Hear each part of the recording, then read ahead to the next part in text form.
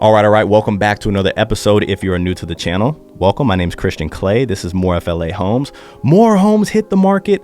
Inventory is sky high. Is the sky falling in the Florida real estate market? We're going to talk about the 2024 numbers. We got November to November. We don't have December's yet, but we can go year over year from 23 to 24. Most importantly, what are we going to do with the information we have? What are we going to be watching for in 2025? I think anybody can make a video with the flames behind them and the arrows pointing down and Florida's crashing, but who is actually helping people find the proper transactions? 2024, we've more than doubled our transactions with helping people, and I'm extremely proud with the types of deals that we've gotten people. Okay. So that's what we're going to be focusing on right here. By the way, with all of that, I don't even know what my thumbnail is going to be, but if you're in here, hit the like button for us. Now, once again, we're pulling November to November with what we do have, and from the Florida Realtors Association. The one thing that's really glaring, and I don't even know if I'm enlightening you about this or not, but if I am, I'm glad I'm able to help here. There is a ton more inventory that hit the market. There's a ton of inventory that hit the market here. That's the first thing I do want to cover. Now, first of all, all of this number is all for resale homes that people have purchased and lived in, and then they're deciding to sell. This is not new construction homes, which make up about 30% of the real estate market in Florida. So that's a big freaking chunk that we're not even looking at right now. But for this part right here, a lot of inventory, right? This is the state of Florida. But if you go into the areas that we cover, Lakeland, 30%, which is the Lakeland, Winter Haven, Polk County area. Orlando, 32%. Tampa, 26%, right? So a lot of homes have hit the market.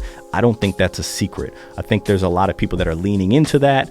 We've been hearing about a crash now, especially on, YouTube for about 4 years. So I'm not saying that there isn't going to be one, but I do want to say this right now. Okay. So when I see this number right here, especially being somebody, my team and I, that help a lot of people sell their homes, right? So we see a number like this, but we also see what's going on our side with the transactions that we're doing.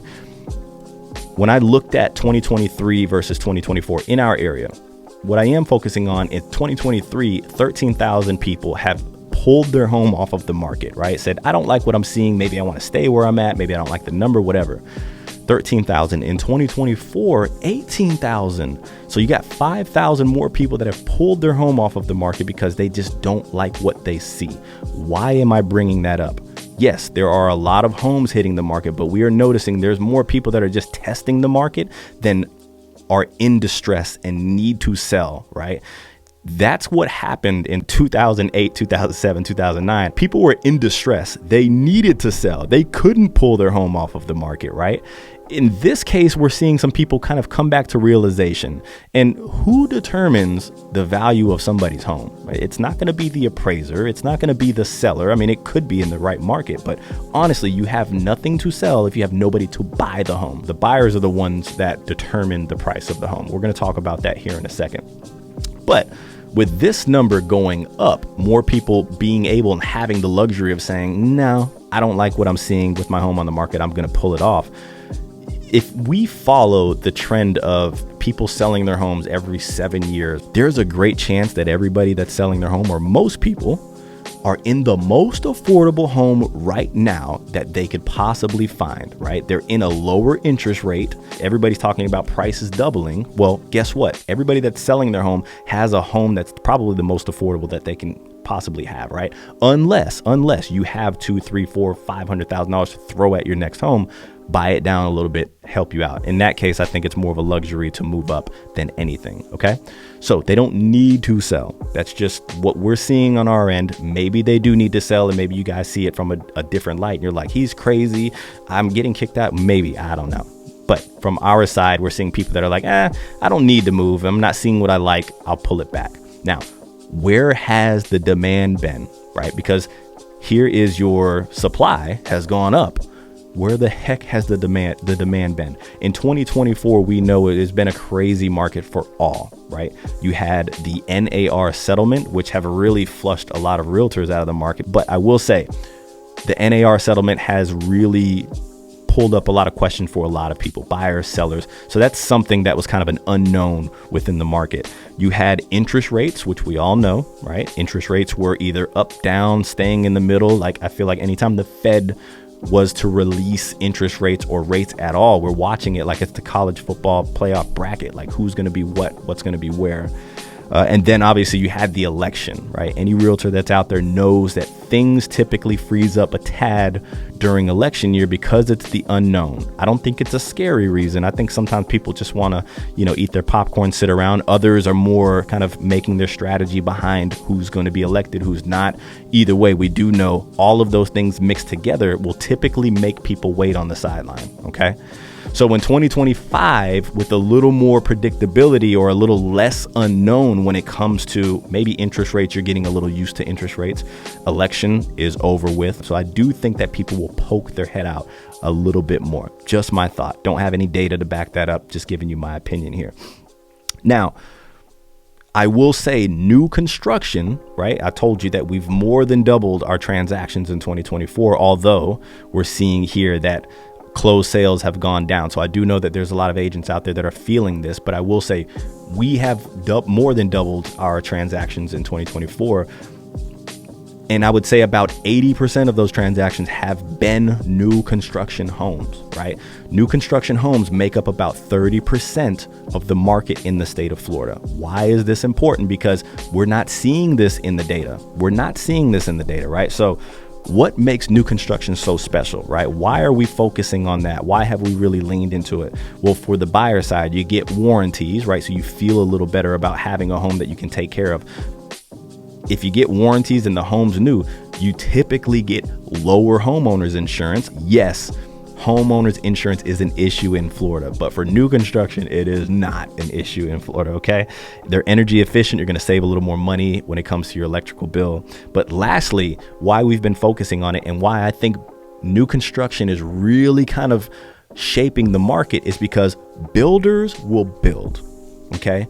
Lennar, Ashton Woods, Pulte, D.R. Horton, KB Homes, Toll Brothers, David Weekley, all of these builders that we do business with are buying more land and building. I don't see any signs of them stopping, right? So the difference between those builders and these people that have said, I don't like what I see in the market, I'm going to pull them back. Builders aren't doing that. They're building homes that they need to sell. So they're finding where everybody's going to be purchasing these homes, right? Like they're kind of curbing the price points because they got to sell them. They can't just leave a price point high and leave a home on the market for 2-3 years. It's just, they won't do that. Their job is to build and sell. So we're finding the price point with them on top of getting those crazy incentives like all of your closing costs paid for. But more importantly, we have done multiple deals and we're going to be doing one again today, getting a client a 3.99% fixed rate, all of your closing costs taken care of. Some of the builders that we're getting them with, you have to pay a little bit out of pocket, but others are very minimal. With that being said, I think if the market were to be averaging about 3.99% on the resale side, less people would be on the sidelines. So what we're going to be watching in 2025, almost forgot here. I'm getting old, man. Really getting old. What we're going to be watching in 2025 are the areas, right? And so not necessarily, for instance, this right here is the Orlando area that we're watching. Orlando did really well, in my opinion, in 2024. Really strong, right? You have Lake, Orange, Seminole, and Osceola. So there's going to be cities within this metro that are going to do better than others. And in my opinion, with all the new development that's happening, the cities on the resale side that are doing really strong, the builders are going to have to incentivize a lot more to get their home sold, right? So whether they're dropping the prices, whether they're giving more closing costs, whether they're giving you 3.99 rates, I don't know. That's what we're going to be watching, the teeter between new construction and resale. And on the opposite side, if there is a city in any one of these places, Polk, Orlando, Tampa, that is not doing well on the resale side, we think that the builders are going to have to incentivize less. They're not going to need to incentivize as much. So the price points might sneak up there, right? Remember, the builders are always going to be selling, right? Whether the prices are like this, they're going to adjust so they can sell. So in those markets where resale is not as strong, they're not going to incentivize as much. So we're going to be doing our weekly lives. We put out a lot of videos throughout the week, but we're going to go live once a week covering all the new construction homes.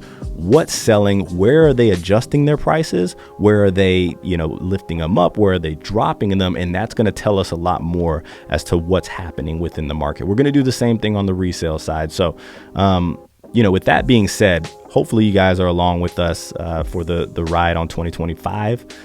We do think that there's going to be opportunity within the market. And I was with one of our clients the other day that he has to pick up a property like every year. That's his goal here. And we were looking at short-term rentals in Orlando, which a ton of them have hit the market right now. Those are luxuries, right? People don't really need them. So the first thing somebody's going to sell is their luxury, right? Something that's not like their primary residence, but there's a ton of them right now. And what we're doing is we're writing offers under asking for these homes. So instead of waiting for a potential crash, like I'm going to let the prices come down another 10, 20%. We're going to write offers for that. We're going to get a lot of no's.